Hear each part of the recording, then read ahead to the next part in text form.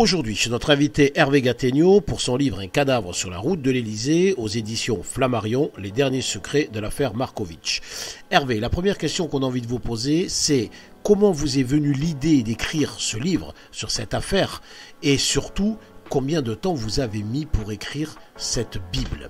Il faudrait, pour bien répondre à votre question, je devrais commencer par vous dire que, au fond, j'ai presque toujours voulu écrire un livre sur cette affaire.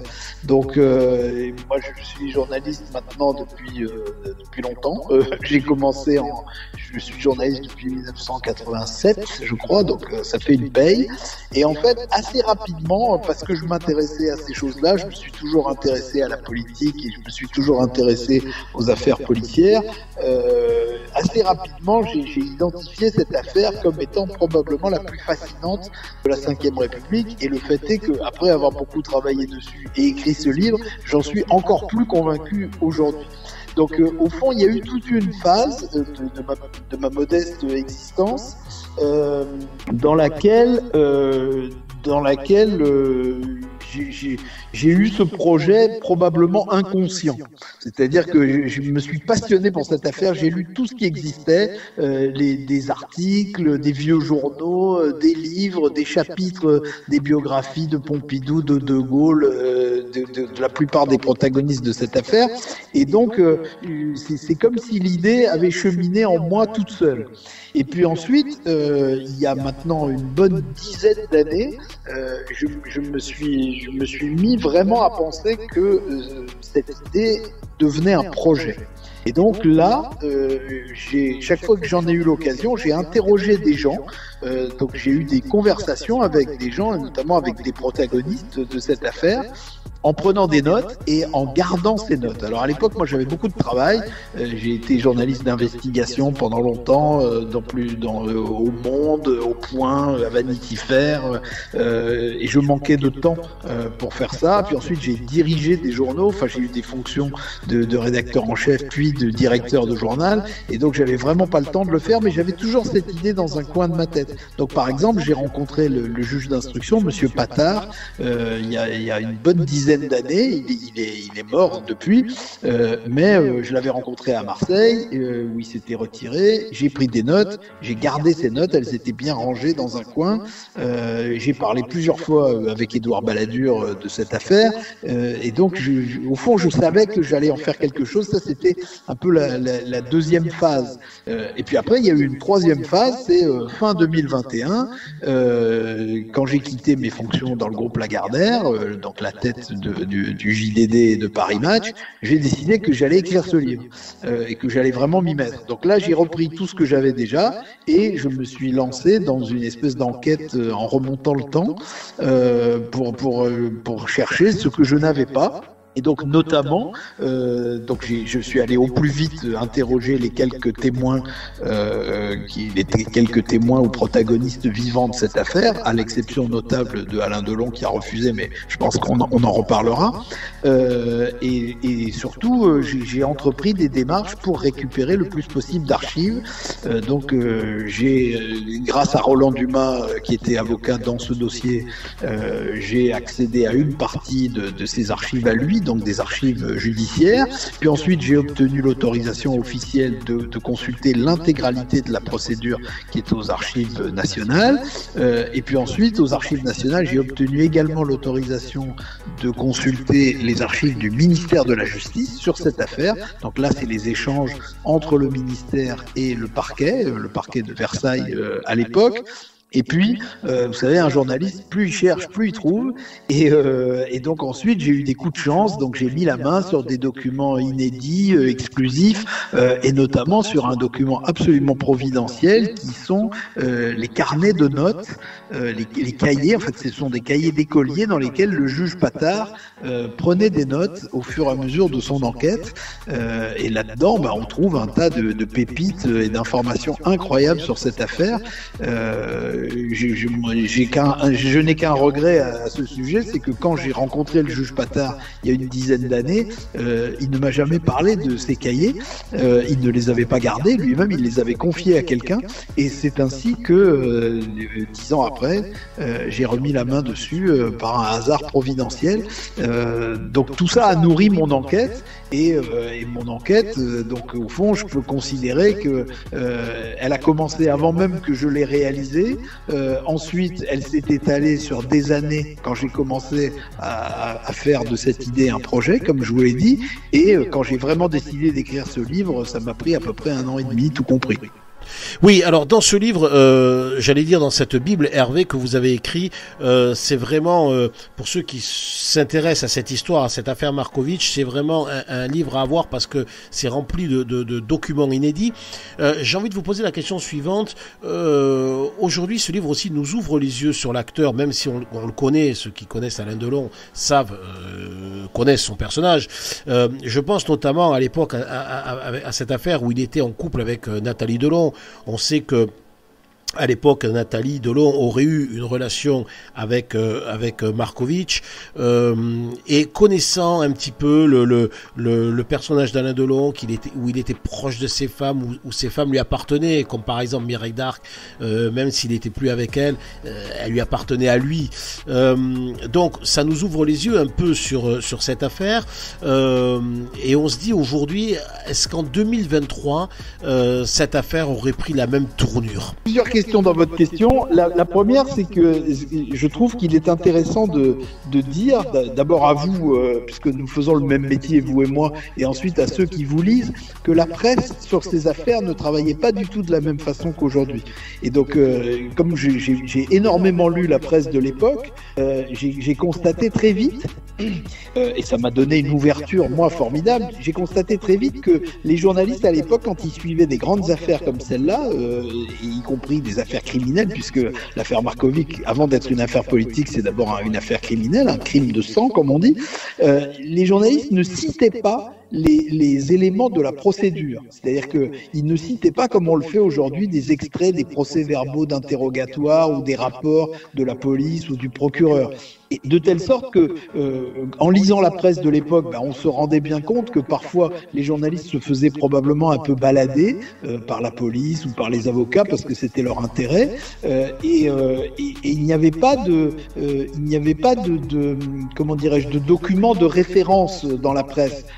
Aujourd'hui, si vous publiez le procès verbal de telle ou telle personnalité qui a été entendue par la justice, vous avez les guillemets, donc vous savez exactement ce qu'il a dit et les questions qu'on lui a posées. À l'époque, c'était beaucoup plus flou, et d'ailleurs, les journaux ne racontaient pas tous la même chose au fur et à mesure des actes de la police et de la justice.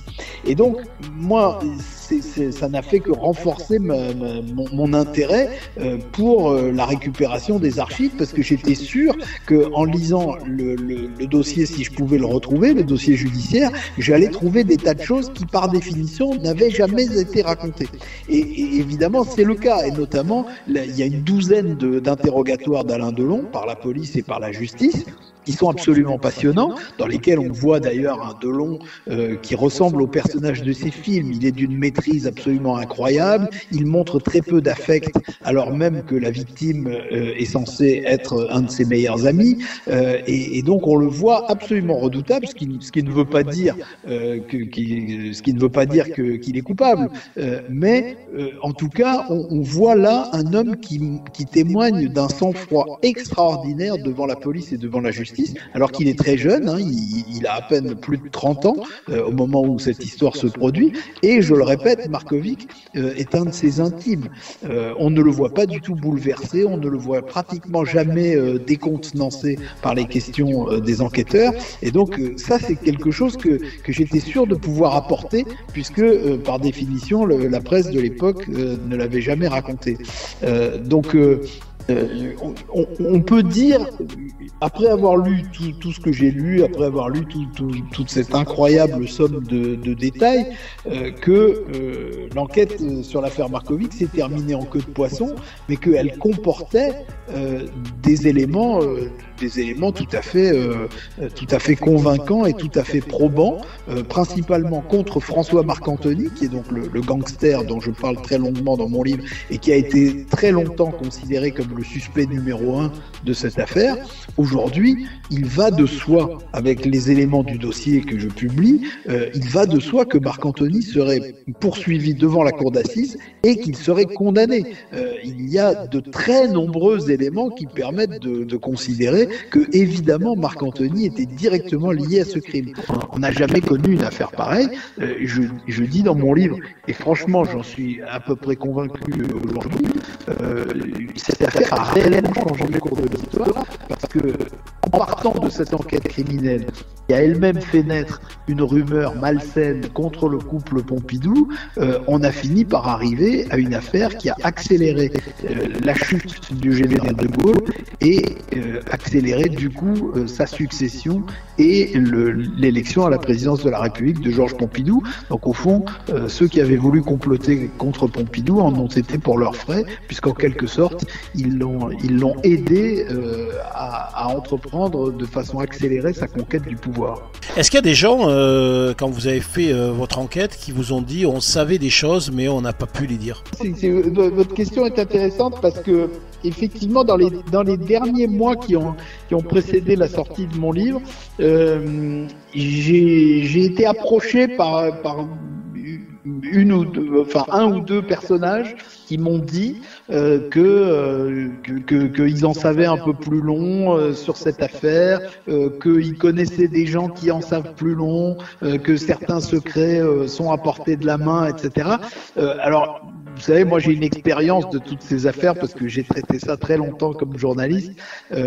Les affaires suscitent toujours beaucoup de fantasmes et beaucoup de gens prétendent en savoir plus qu'ils n'en savent. C'est aussi pour ça que, s'agissant d'une aussi vieille affaire et d'une affaire aussi fantasmatique, j'ai fait l'effort, et vous avez la gentillesse de dire que vous l'avez constaté, j'ai fait l'effort d'être incroyablement minutieux. C'est-à-dire que j'ai vraiment voulu raconter quelque chose, une histoire à ce point romanesque, tout en rassurant en permanence le lecteur quant au fait que tout ce que je raconte est vrai.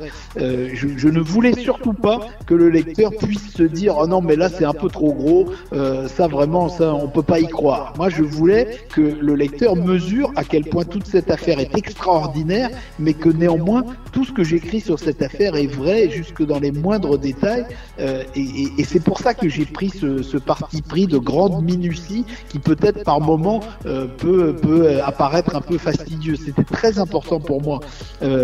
Maintenant, je vous l'ai dit, je pense que Alain Delon n'a pas dit tout ce qu'il savait sur cette affaire, donc il reste au moins un personnage vivant qui sait des choses sur l'affaire Markovic que nous ne savons pas, c'est probablement lui.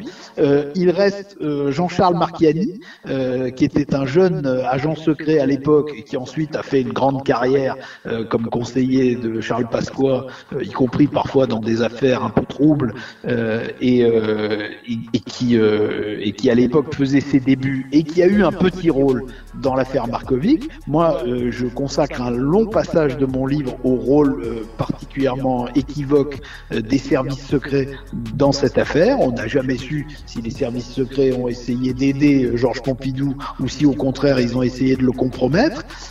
Jean-Charles Marchiani a joué un petit rôle dans cette histoire. Il n'a pas voulu me parler lui non plus. Il est probable que lui aussi connaît des détails que nous ne connaissons pas sur ce qui s'est passé à l'époque.